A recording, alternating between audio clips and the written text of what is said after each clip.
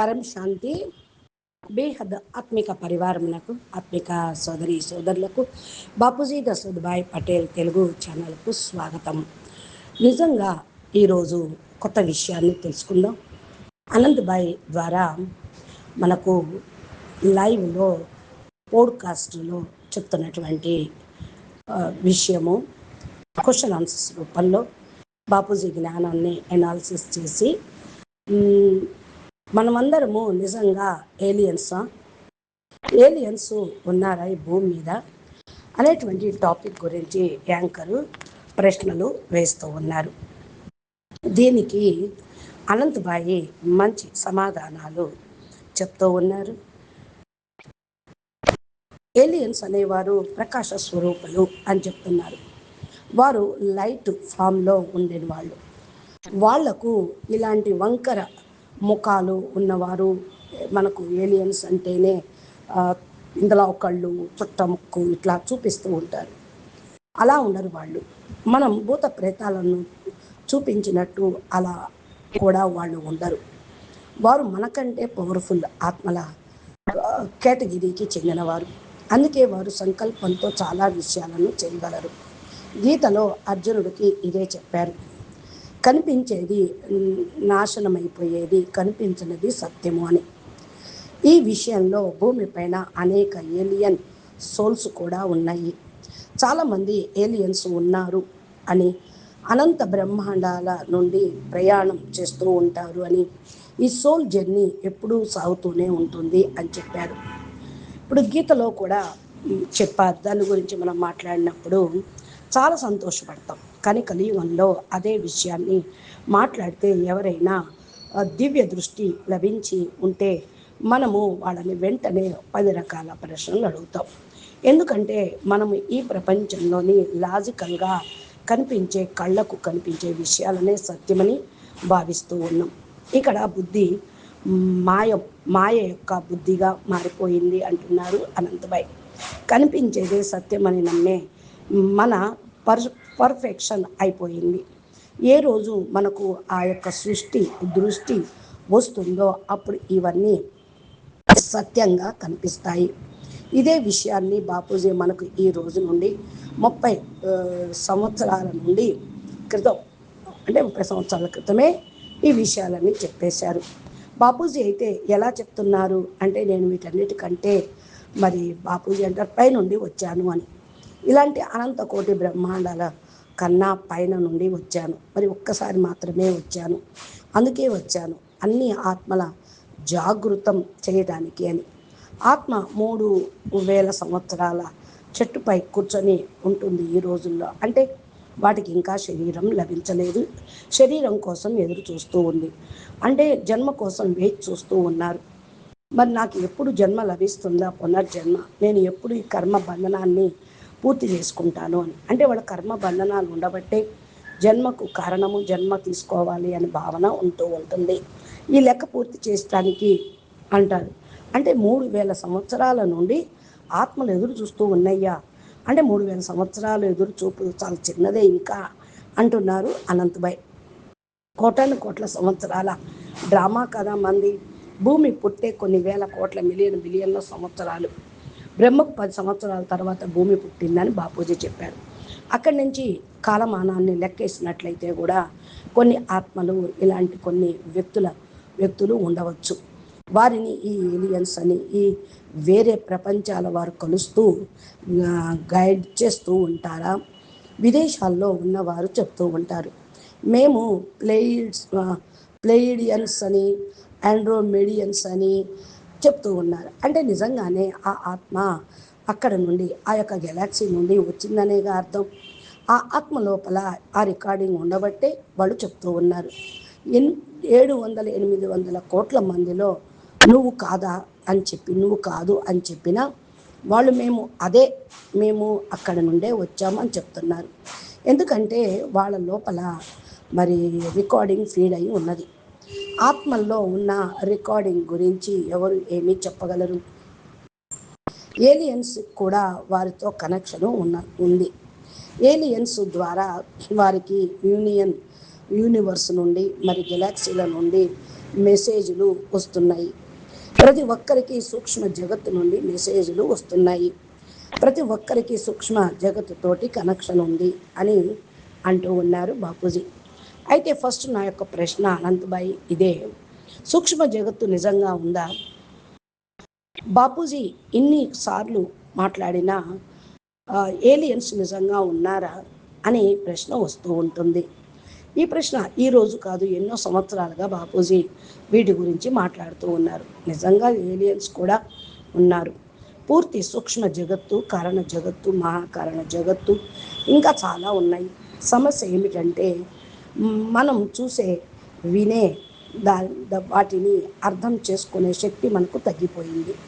చూసే వాటిని అర్థం చేసుకోలేం, వినే వాటిని అర్థం చేసుకోలేం. ఎందుకంటే మాయ బుద్ధి, పంచతత్వాల బుద్ధి అయిపోయింది కనుక.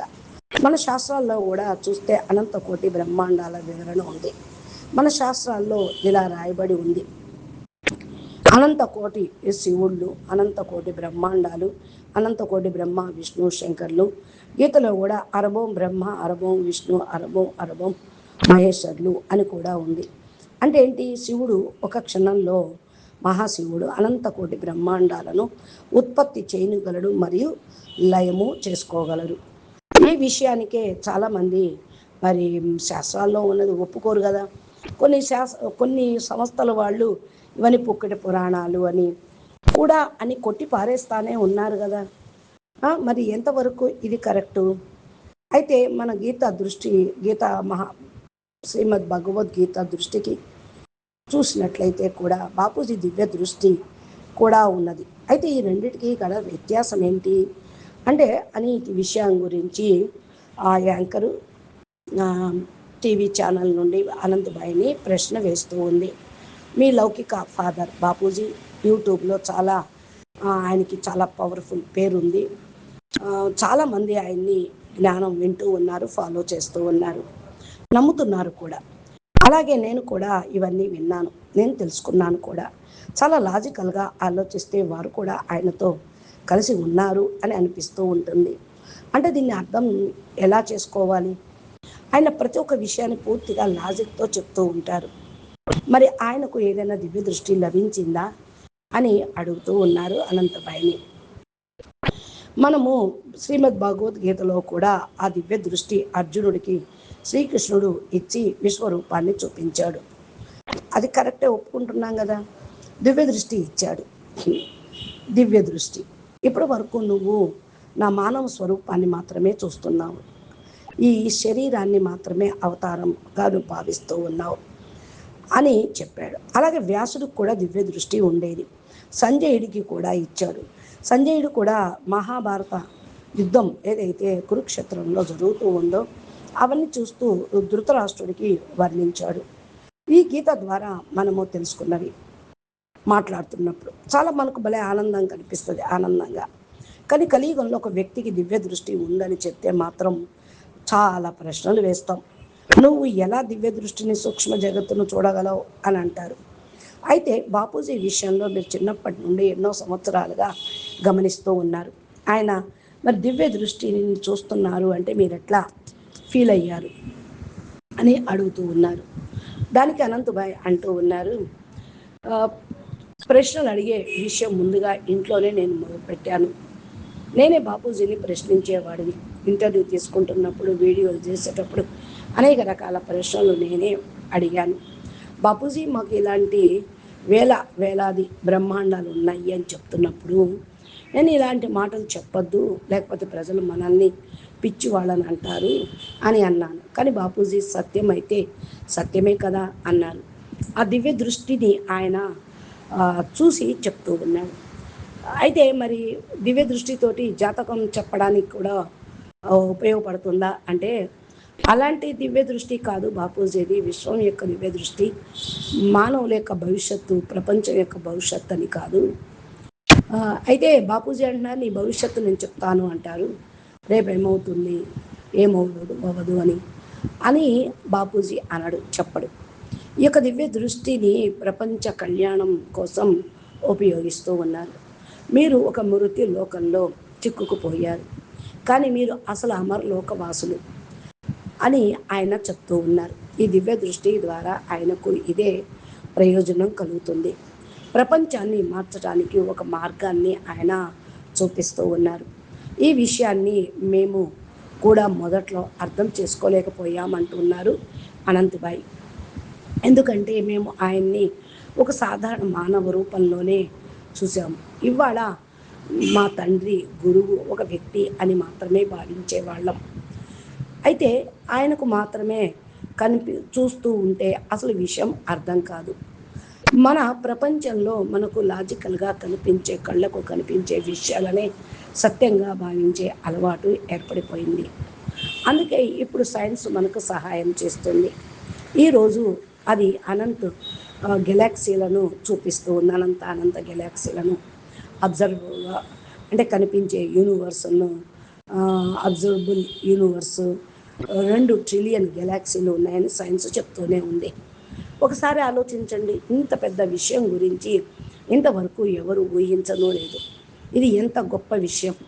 ఇవన్నీ కూడా కేవలం 100-200 సంవత్సరాల్లోనే మనకు అర్థమయ్యాయి. అంటే అంతకుముందు మనం అంధకారంలో జీవించామా? కాదు. అంతకుముందు మనం ప్రకాశంలోనే జీవించాం. కానీ ఇప్పుడు అంధకారం ఏర్పడింది. ఎందుకంటే మాయ యొక్క ప్రభావం వల్ల మన బుద్ధి మాయామయంగా మారిపోతుంది. కళ్ళకు కనిపించేది సత్యమని భావించే పర్ఫెక్షన్ ఏర్పడుతుంది. ఇదే అంధకారం, ఇదే అనాత్మ స్థితి, ఇదే అజ్ఞానం. ఈ అజ్ఞానాన్ని మనం బలంగా మనలో నింపుకున్నాం. అందుకే ఆ దివ్య దృష్టిని కోల్పోతూ ఉన్నాం. ఏ రోజు సృష్టి దృష్టి మేల్కొంటుందో అప్పుడు ఇవన్నీ మనకు సత్యంగా కనిపిస్తున్నాయి.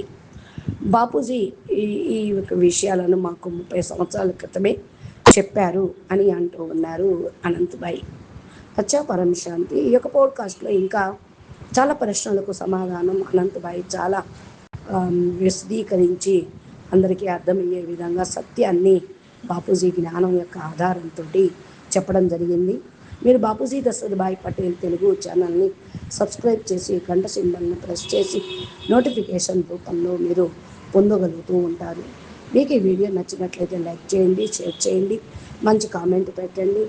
అందరికీ కూడా పరమ జ్ఞానం అందుతూ ఉంటుంది. అచ్చా, పరమ శాంతి. నమస్తే, ధన్యవాదాలు.